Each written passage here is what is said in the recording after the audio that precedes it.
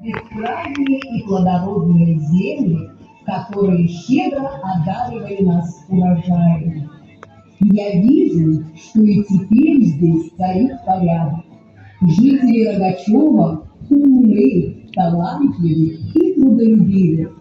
Земля стала еще краше и богаче. А такое славное молодое поколение, увы, как золотые хлебные поля, много лет щедро вдавливались знаниями, заботой и любовью. Теперь настало время собирать этот великолепный урожай. Страны большой, прекрасные дети, веков связующая нить. Вас жизнь на этом славном свете научит главное ценить. Ценить свои родные земли, ценить добро, ценить людей. Что с вами было в за всю судьбу благодарю.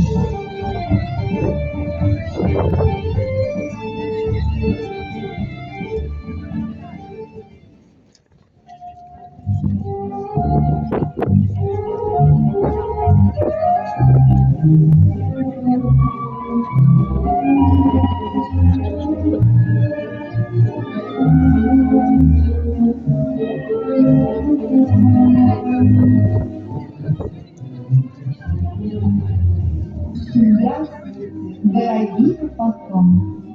Я, Варвара Филовчина, супругами Игната Василия Филовчина.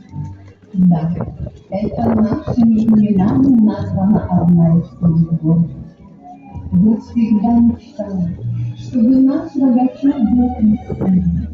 Вместе с мужем мы вкладывали средства в развитие образования, культуры, благоустройства. Мы инициировали высадить плодовые липы, кленные тополя, облагородить местный парк и организовать уличное освещение.